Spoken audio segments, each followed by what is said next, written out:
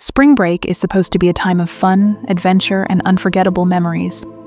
Thousands of people head to beaches, road trips, and parties, expecting nothing but excitement. But what happens when those trips take a dark turn? When the laughter fades into screams, and the dream vacation becomes a living nightmare. Tonight we dive into 4 disturbing true spring break horror stories. Real accounts of people who went on vacation and barely made it back.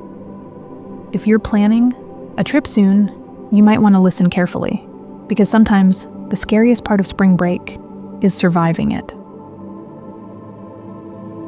Story 1. The Vanishing Roommate. Spring break was supposed to be the perfect getaway for Daniel and his best friend Matt.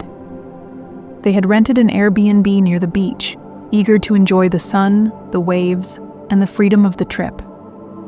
But from the moment they arrived, something felt off.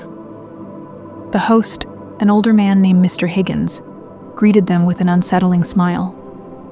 His eyes lingered a little too long, and he asked too many questions about their plans, where they'd be going, when they'd be back, if they'd be out late.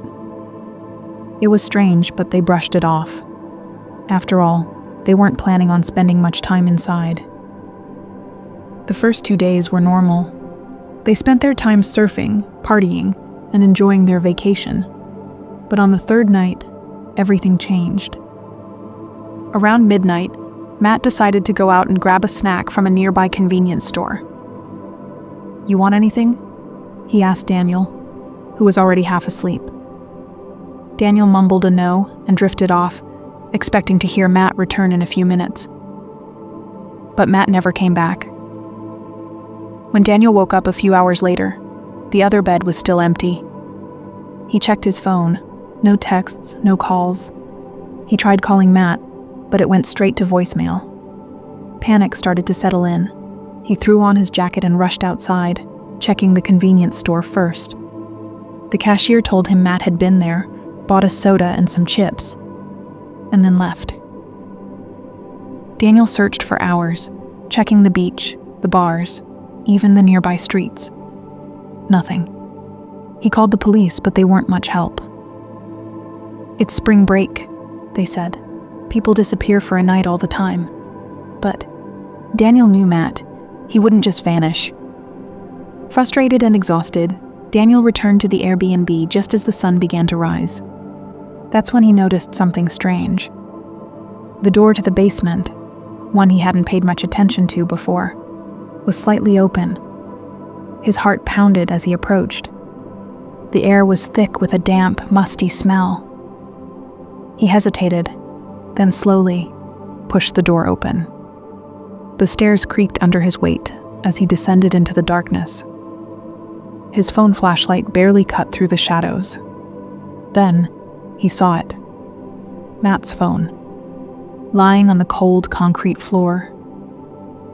Daniel's breath hitched. He reached down, his fingers trembling, and picked it up. The screen was cracked, but still lit up with missed calls and messages. The realization hit him like a truck. Matt had been here, in this basement. But where was he now?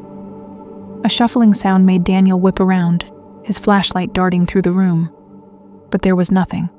No Matt, no sign of a struggle, just an eerie silence pressing in from all sides. He sprinted, up the stairs out of the house and straight to the police. When they returned later that morning, the basement was empty. No phone.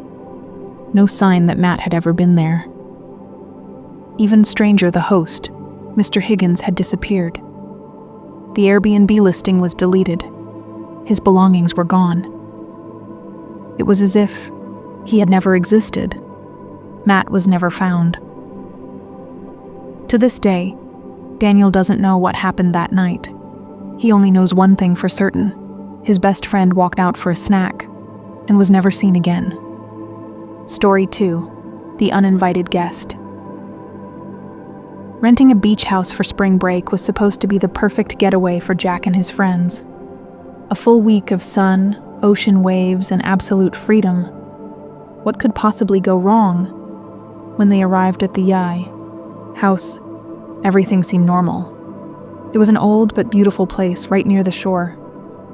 The first few days were spent swimming, barbecuing, and partying late into the night. But by the third night, things started to feel off. That night, Jack woke up abruptly. The room was quiet, the air still. At first, he wasn't sure what had startled him awake. Then he heard it, whispering, faint, hushed voices, right outside his bedroom door. His heart began pounding. At first, he thought it might be his friends messing with him, but when he listened closer, the whispers stopped. A cold unease settled over him. He cautiously opened the door and peeked out into the hallway. Nothing. The house was eerily silent, and the other rooms remained dark. Maybe I imagined it, he thought. Then he heard another sound, this time from inside his room. A faint rustling noise, coming from his closet. Jack felt his stomach drop. Slowly, he turned his head towards the wardrobe. The door was slightly ajar. A chill ran down his spine. Gathering his courage, he stepped forward and yanked the door open, and what he saw made his blood run cold. A man, hunched in the darkness, a filthy barefoot man, was curled up inside the closet. His hair was matted, his skin covered in grime, and his eyes, wide and unblinking, locked onto Jack's. He exhaled sharply, as if deciding what to do next. Jack stumbled back and screamed at the top of his lungs. The intruder bolted, sprinting, out of the closet and disappearing into the shadows of the house. Jack's friends woke up in a panic, their hearts racing as he tried to explain what had happened. They immediately called the police, who arrived minutes later and began searching the house. At first, they found nothing, until one officer decided to check the attic. What they discovered was terrifying. Inside the attic, a makeshift sleeping area had been set up.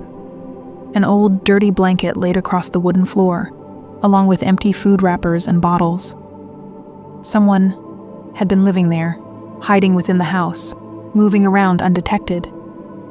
But the most chilling discovery was the notebook. Inside, scrawled in messy handwriting, were notes detailing their activities. AM, everyone asleep. The girl in the far room stays up late. Need to be careful. Jack goes to the kitchen at night. Easy target. Their blood ran cold as they realized the man had been watching them, studying them, for days. But where was he now? The police searched the area, but he was never found. Jack and his friends left the house immediately, shaken to their core. And the thought that haunted Jack the most? If he hadn't woken up that night, what would have happened? Story 3: The Stalker in the Sand. It was supposed to be a perfect night. Daniel and Emily had been looking forward to their spring break getaway for months. After a long day of sightseeing, they decided to take a quiet, romantic stroll along the beach. The sky was a deep navy blue, the waves gently lapping at the shore. The beach was nearly empty, apart from the distant glow of other vacationers' bonfires. It felt peaceful. But then, something changed. Emily was the first to notice. As they walked, she glanced back over her shoulder and saw a dark figure in the distance. A man, walking in the same direction as them.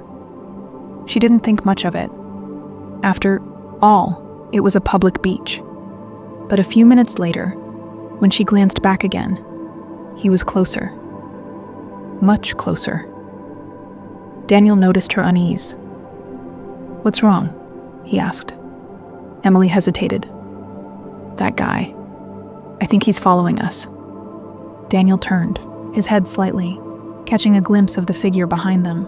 The man was tall, dressed in dark clothing, and his movements were odd, deliberate, like he was pacing himself to match their speed.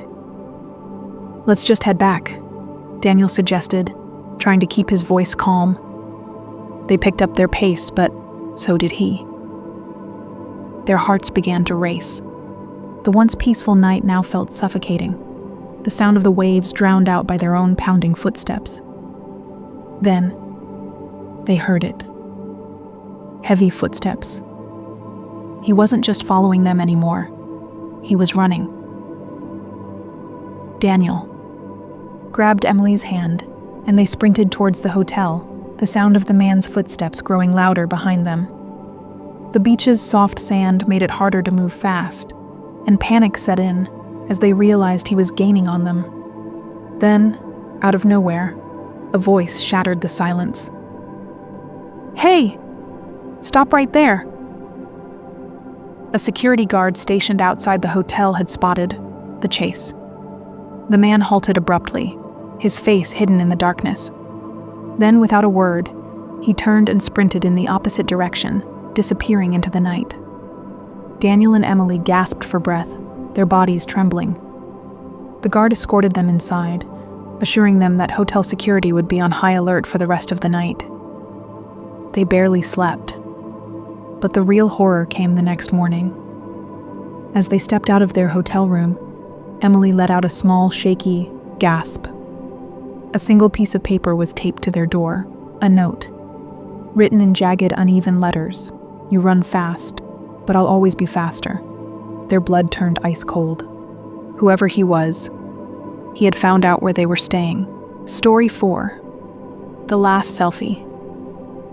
The road trip had been perfect so far. Jake, Ryan, and Alex had been driving for hours, stopping at every odd roadside attraction they could find. They weren't in a rush. This was their spring break, and they wanted to make the most of it. It was near sunset when they pulled into an old, abandoned gas station. The place looked like it hadn't been used in decades. Its rusted pump stood motionless, and the windows of the small convenience store were shattered. But the eerie, desolate vibe only made it feel more like an adventure. "This place is creepy as hell," Ryan laughed, pulling out his phone. "Let's get a picture." The three of them stood in front of the station, throwing up peace signs and grinning as Jake snapped a few selfies. The golden hour light made the scene look almost artistic, despite the decay surrounding them. They didn't stay long, just a quick stop before heading back on the road. As the sun dipped below the horizon, they found a cheap roadside motel to crash for the night. After a long day of driving, all they wanted was a good night's rest. But as Jake scrolled through the photos before bed, his stomach dropped. "Guys, who the hell is this?"